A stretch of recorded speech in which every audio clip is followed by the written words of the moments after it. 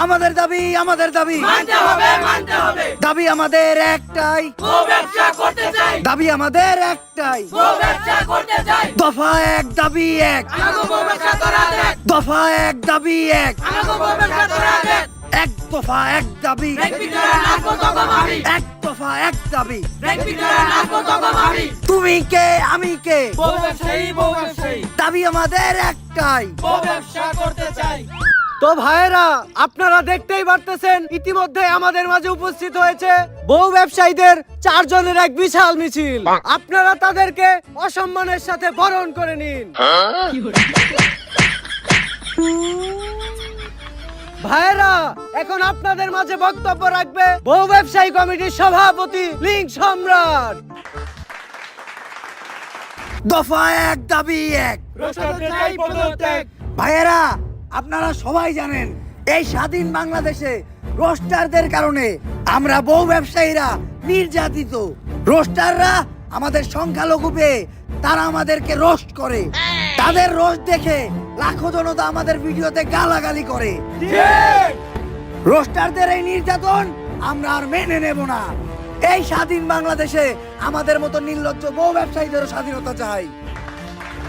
আমরা আমাদের বউদের আমাদের ভিডিওতে যেভাবে মনে যাবে সেভাবে দেখাবো, যা মনে চায় তাই পড়াবো, কেউ কোনো প্রশ্ন করতে পারবে না। আর আপনারা সবাই জানেন গত 1 সেপ্টেম্বর থেকে বাংলাদেশের সব পানু সাইট বন্ধ হয়ে গেছে, কিন্তু আমরা বাংলাদেশের সিঙ্গেলদের হতাশ হতে দেইনি। তারা এখনো আমাদের নির্লজ্জ কাপড় ব্লগ দেখে তাদের বাম হাতের কাজ চালাতে পারে। পানু সাইট বাংলাদেশে বন্ধ হয়েছে তো কি হয়েছে, আমি আপনাদেরকে কথা দিচ্ছি কিছুদিন পর আমরা আমাদের পেজটাকে একটা পানু সাইটে পরিণত করব। তাই আমাদের এই বউ ব্যবসায়ীদের আন্দোলনকে সফল করতে আমরা বাংলাদেশের সব বউ ব্যবসায়ীরা আগামীকালকে টিএসসি তে অবস্থান করব। ভাই, টিএসসি তে যাওয়া যাইব না। গতকালকে আনসাররা টিএসসি তে আন্দোলন করতে গেছিল, ছাত্ররা পিটাইয়া 7 মিনিটে ক্লিয়ার করে দিছে। এই তাহলে টিএসসি ক্যান্সেল, টিএসসি তে যাওয়া যাবে না। আমরা কালকে শাহবাগে অবস্থান করব। আর আমরা মাত্র 7 মিনিটেই রোস্টারদের পদত্যাগ করিয়ে আমাদের এই আন্দোলন সফল করব। আর আমি আপনাদেরকে কথা দিচ্ছি এই আন্দোলনের সফলতার পরপরই আমি 7 মিনিটের একটা লিংক আপনাদেরকে উপহার দেব। দাবি আমাদের একটাই, গো ব্যবসা করতে চাই। দর্শক, আপনারা দেখতে পাচ্ছেন আমার পিছনে বউ ব্যবসায়ীরা না খেয়ে আমরণ অনশন করছে। চলুন সরাসরি তাদের সাথে কথা বলি।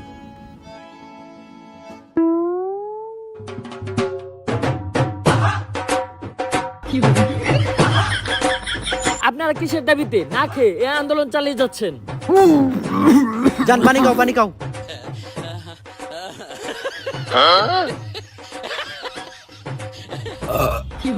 বাবা রে বাবা, শুকনা রুটি আর কেক গলায় বাজছিল। ও, আমরা গতকাল থেকে কিছুই খাই নাই, এমনকি যতক্ষণ পর্যন্ত আমাদের বউ ব্যবসায়ীদের অযৌক্তিক দাবি মাইনা নেওয়া না হবে ততক্ষণ পর্যন্ত আমরা কিচ্ছু খাবো না। আপনারা এই আমরণ অনশন কতদিন ধরে চালিয়ে যাচ্ছেন?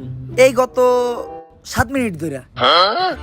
তবে এই 7 মিনিটে আমরা 1 ডজন কলা, 10টা কেক, 5টা রুটি আর 10 লিটার পানি ছাড়া কিচ্ছু খাই নাই। এমনকি আমাদের দাবি মানার আগ পর্যন্ত এগুলা ব্যতীত আমরা আর কিচ্ছু খাবো না। তুমি কে আমি কে, বউ ব্যবসায়ী, কে বলেছে রোস্টার, দফা এক দাবি এক। রোস্টারদের চাই পদত্যাগ। তো আপনাদের কি মনে হয় এই সকল বাধা বিপত্তি পেরিয়ে আপনারা কি এই আন্দোলন চালিয়ে যেতে সক্ষম হবেন? সক্ষম হব না মানে কে আটকাবে আমাদের? দুনিয়ার কাউকে দেখে আমরা ভয় পাই না। আমাদের দাবি দাবা না মানা পর্যন্ত আমরা এই আন্দোলন থেকে উঠবো না। আমি জানতে পেরেছি আপনাদের এই আন্দোলন ভঙ্গ করতে এক বিশাল ছাত্র সমাজ এদিকে রওনা দিয়েছে। তা আপনারা এই ছাত্রদের সাথে কিভাবে মোকাবেলা করবেন? ছাত্র সমাজের দিকে রওনা দিছে, তাড়াতাড়ি সবকিছু গুছা, আন্দোলন বাদ দে, উঠ। এই আমাদের আন্দোলনে তো মাত্র 7 মিনিট হইলো, আর 7 মিনিট আন্দোলন চালাই। 7 মিনিট আন্দোলন চালান লাগবো না, ছাত্র রাইতাছে পাইরিয়া 7 মিনিটে ক্লিয়ার করে লাইব। এর চেয়ে লব বাসায় যে 7 মিনিটের একটা কাপল ব্লগ বানাই গা, কিছু ডলার ইনকাম হইব।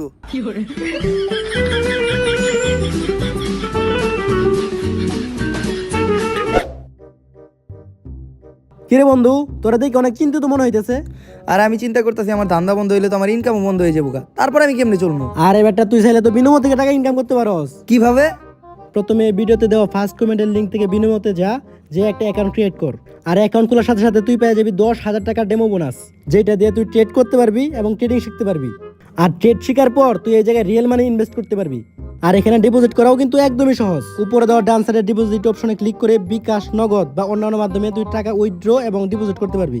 তাছাড়াও কিন্তু তুই তোর বন্ধুদের সাথে রেফার লিংক শেয়ার করে আর্ন করতে পারবি। আর এখানে থাকছে 24 ঘন্টা কাস্টমার সার্ভিস, যে কোনো প্রয়োজনে তুই তাদের সাথে যোগাযোগ করতে পারবি। এখন চল তোর আমি একটা ট্রেড করে দেখাই।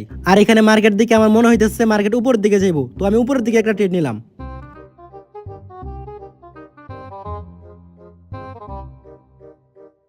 এই দেখ আমি প্রফিট করে ফেললাম।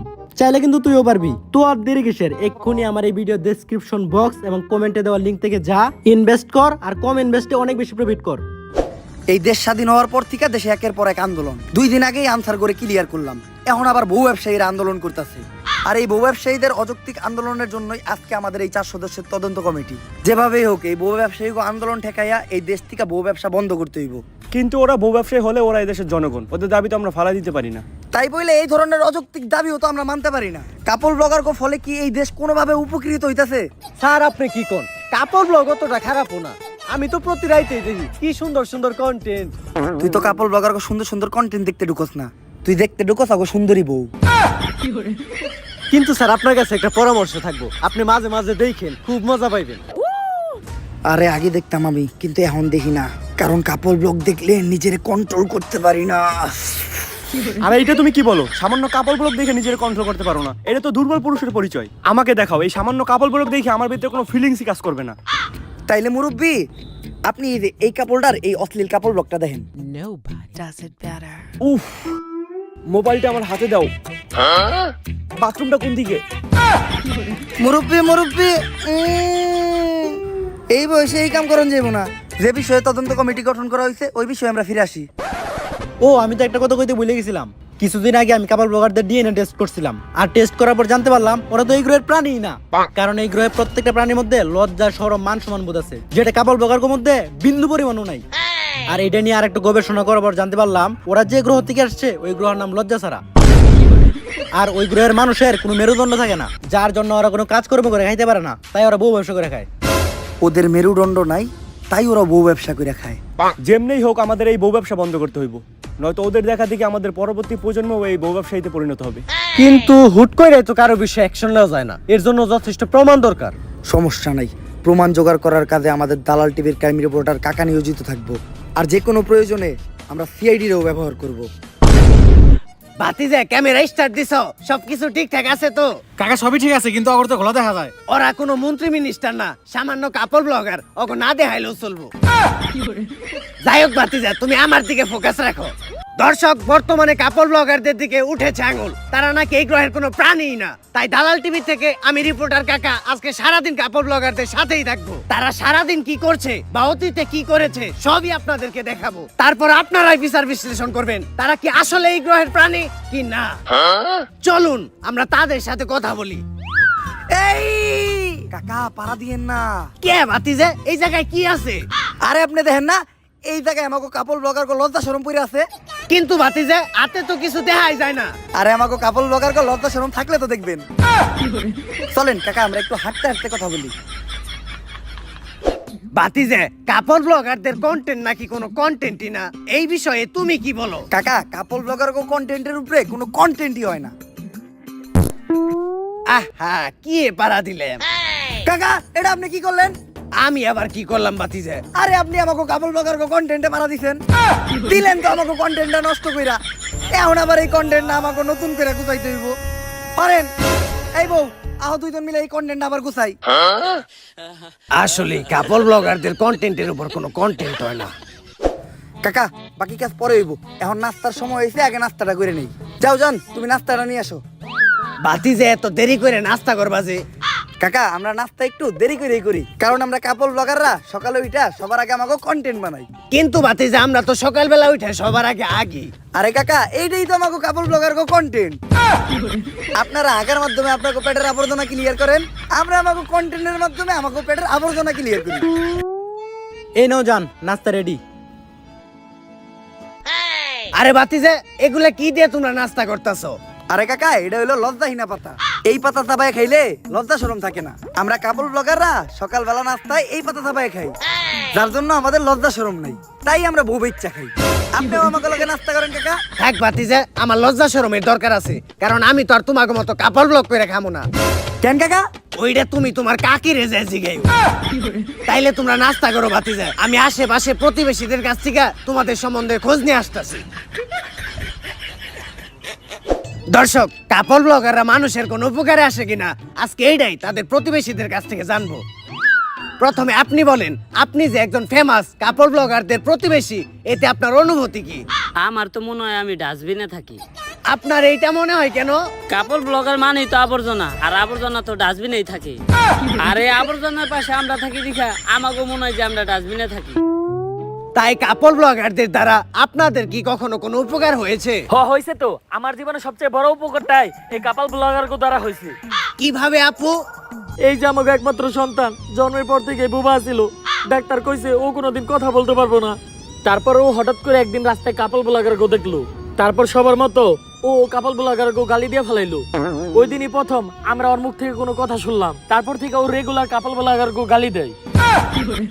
তো আপু, আপনাদের সন্তান প্রথম কাপড় ব্লগারদের দেখে